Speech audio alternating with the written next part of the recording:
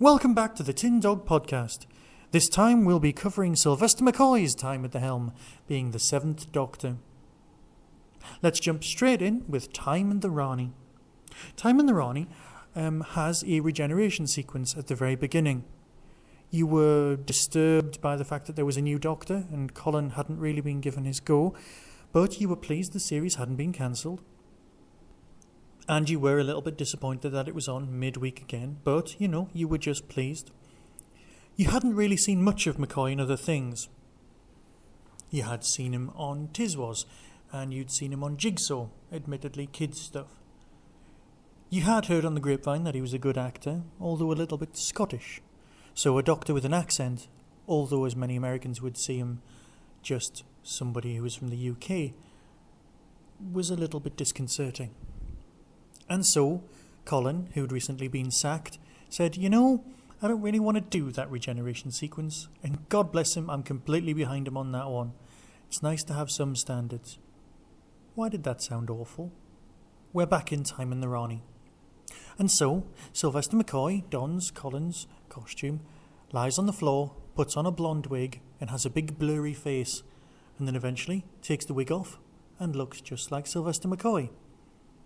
Obviously, as with a lot of regeneration stories, the Doctor's gone a bit loopy.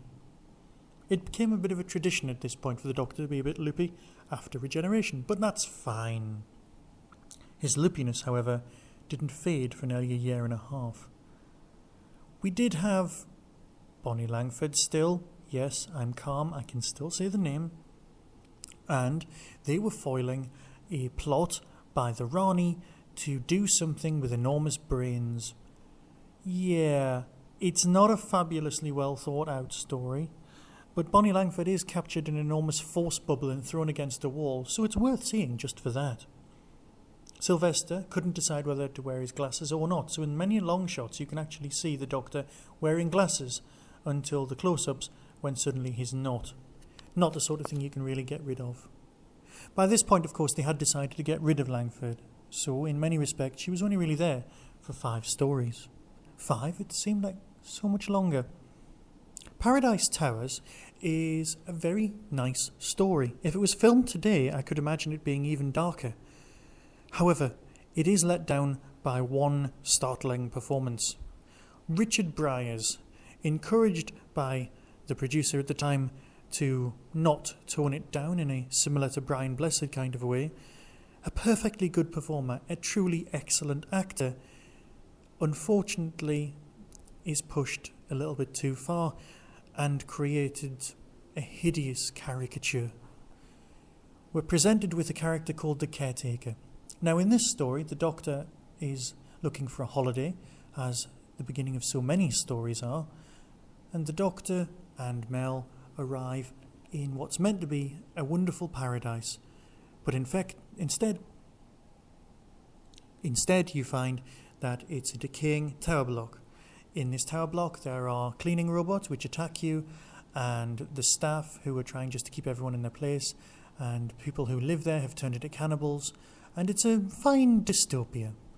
Most of the adults have gone off to fight a war and lost. It's fairly standard stuff. Not worth ignoring though.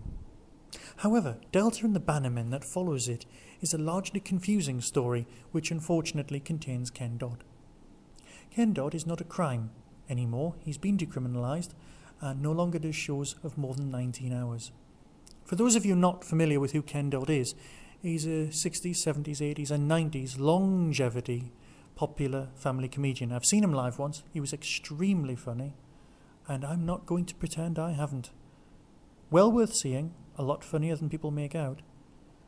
And in many respects, his comedy is more similar to The Goons than it would be to any other full-on comedian, which I guess counts for his longevity. I'm digressing, aren't I? You've caught me out. This story consists of the Doctor and some aliens both being diverted to a 1950s holiday camp similar to the TV series Heidi High, where there's a bounty hunter and some aliens and an alien princess who needs rescuing. Quite a nice little idea. It did take a long time to come out on VHS, and that's usually not a good or indeed positive sign. I think it's possibly because they realised that things with Bonnie Langford in just didn't sell too well. Bonnie Langford did leave at the next story, Dragonfire. Dragonfire is when Doctor Who really came back to us. It was as good as it had ever been in Dragonfire. Sablon Glips returns, and of course we are now introduced to Ace. Mel leaves with Sablon at the end of the story, so if you are allergic to Bonnie Langford, now is a good time to jump back into the series. Dragonfire is a lovely, lovely story. It was one of my favourites, and when it came out on VHS, I did watch it until the tape wore out. Sophie Aldred's performance, straight off, is very, very good. She captures the role, she makes it her own, and she defines herself who is someone other than people who've gone before.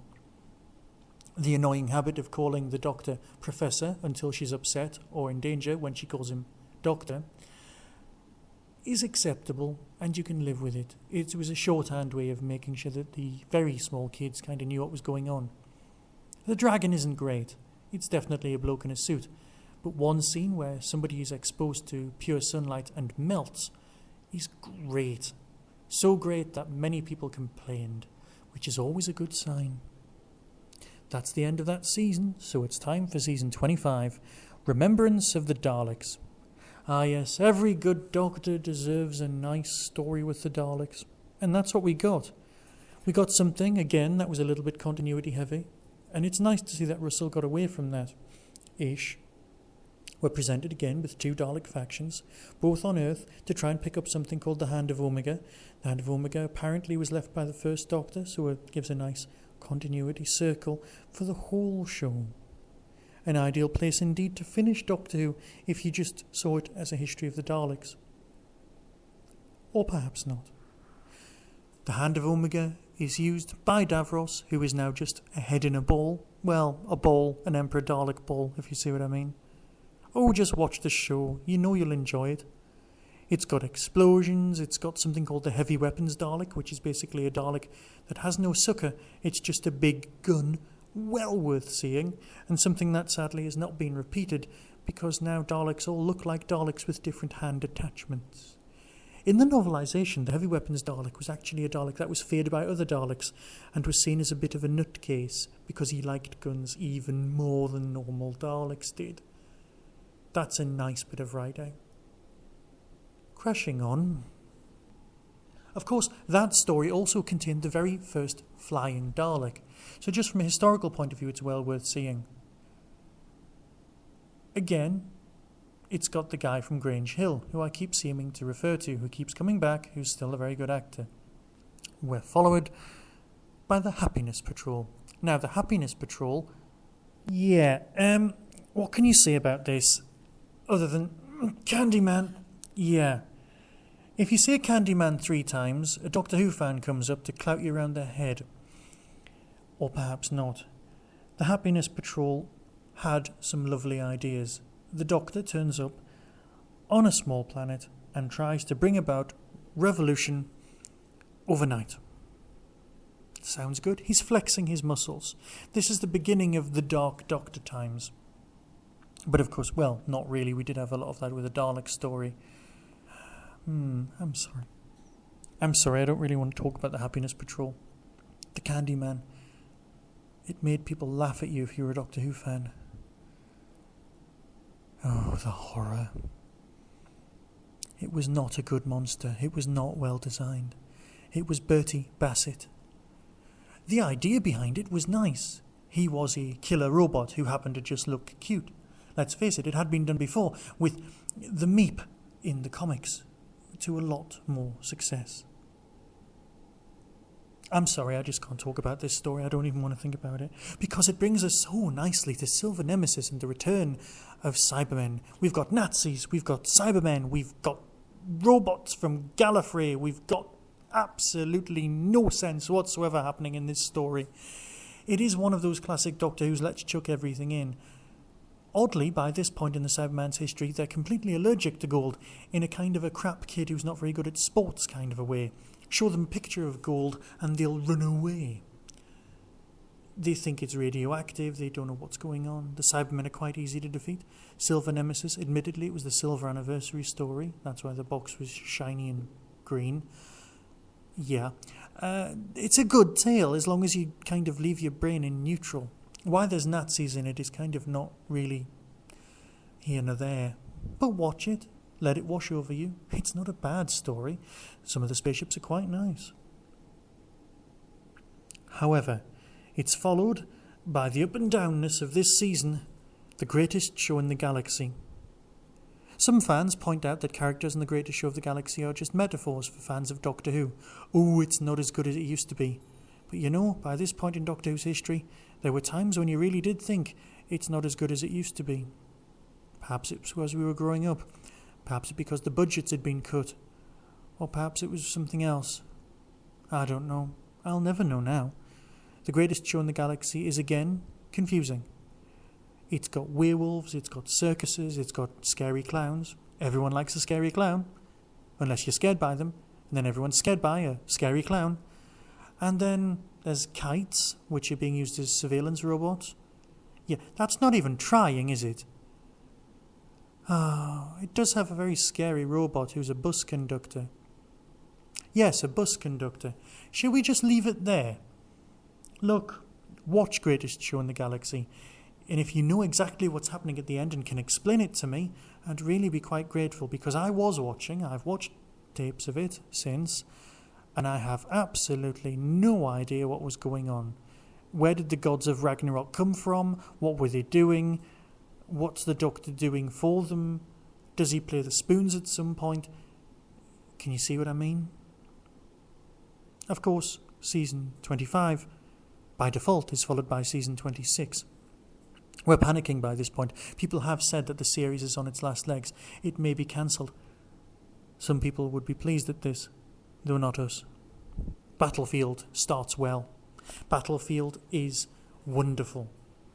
The Doctor is Merlin. We've got Arthurian legend, we've got Doctor Who legend, we've got them together, we've got the Brigadier. It's enough nod to the past for you to live with it, but it's also enough nods to the future and the possible future of the character of the Doctor for you to live quite happily with it. I strongly recommend Battlefield. Well worth seeing. It kind of messes with unit continuity a little bit and unit dating. Oh, there's a whole podcast going to have to be dedicated to that. Followed by the extremely odd and the extremely enjoyable Ghostlight. A lot of people don't like this. It's only 3 episodes long, and you do think it should have been 4, just so that you've got any idea what's going on. It's fast-paced, although feels quite slow. It feels like you're understanding it at the time until you sit back and try and figure it out. It's to do with evolution, it's to do with assassination, it's to do with the Victorian view of the world, which for many people is still the English view of the world, if you see what I mean, if you happen to live here. Or not. Watch Ghostlight. You might be confused, but you might just love it. Curse of Fenric, 3 great stories in a row. Curse of Fenric's brilliant. You've got great character development in Dorothy, or Ace. You've got some wonderful storylines. You've got the Hemivores, which are vampires. Yeah, I know, there's a whole new season thing. Let's not go there. And they're really well done. Nicholas Parsons, the quiz game host, makes a very good performance, but then again, he was an actor before he became a game show host. It's a wonderful performance. It's very well done. It's got some fabulous moments. I strongly recommend this. We've got 3 great stories, and then we've got the last ever Doctor Who story. God, do you remember when that was true? Do you remember when, for 6 years, that was it? The last ever Doctor Who story was survival. Would the show survive? We just don't know. Not a bad story, but not as good as the 3 that had gone before it, and I suspect it suffers for that. It's got cat people on horseback, it's got the Master, who's gone savage, but let's face it, he's been killed off so many times in other stories, you just get annoyed that he's come back these days. The Master's there. He's with us, and that's fine. It's got Hale and Pace, again, 2 guest star comedians who were in it for no adequately explored reason, but you can forgive that. And then, at the very end, there's a speech, recorded afterwards, and you can kind of tell because of the sound quality, where the Doctor says, "Come on, Ace, let's go somewhere the tea's getting cold." And that was it. That was the end of Doctor Who. We'd gone for years. We'd got all the way to the end. We're 1 month off the end of 1989. We're almost in 1990. And Sylvester McCoy bids us farewell. And so does the series. Of course, history has shown us that, after that, there is one more showing for McCoy. He gets to come back in 1996 for the McGann movie. We'll call it the McGann movie because it has lots of different names. Now, the next cast will be all about Paul McGann's time. However, with him just doing the one televised story, I will review that at the beginning and then talk about McGann's other seasons, which he's done for Big Finish and BBC 7, which are admittedly audio. But as Doctor Who has many stories which only exist on audio format, I like to believe that the McGann stories are really season 31, 32 and 33. That's debatable, but it's something I'm going to cover. It's my podcast, and if you've got any complaints, feel free to email me. It's tin-dog@hotmail.co.uk. So, I think it's time for marks out of 10. First off, with Time and the Rani, I'm giving it a 6. A good 6. Paradise Towers, it's a 7. And Delta and the Bannermen, 6.5. Let's face it, it's better than Time and the Rani, but not as good as Paradise Towers. Dragonfire, Ace's first performance, and Bye Bye Langford, we're going to give it an 8. Remembrance of the Daleks, it's a 9. Bordering on an 8. The Happiness Patrol, it's a 7. Silver Nemesis, 7.5. Why did I give the Happiness Patrol a 7? I genuinely have no idea. It deserves a 6. Let's give it a 6, shall we? I know what gave it the 7. Fifi the dog puppet. Susan Moore's particularly well thought out puppet. It's a great prop. Silver Nemesis, 7.5. It's a Cyberman story, always worth seeing, and the greatest show in the galaxy, a 6. And then finally, the best season of McCoy, Battlefield, a 9. Ghostlight, 8.5. Curse of Fenric, a 9. Survival, a 7. It would have been an 8, and let's face it, I could easily make it an 8. It is my scoring system after all. Only for the last final speech, because somewhere the tea really is getting cold. Be seeing you. You have been listening to the Tin Dog Podcast. If you have been affected by anything discussed in this show, a helpline has definitely not been set up. However, you can email us at tin-dog@hotmail.co.uk or leave a comment or a picture at our website www.tin-dog.co.uk. Doctor Who is a registered trademark of the BBC and they'll come round and bite you if you misuse it. No infringement is intended.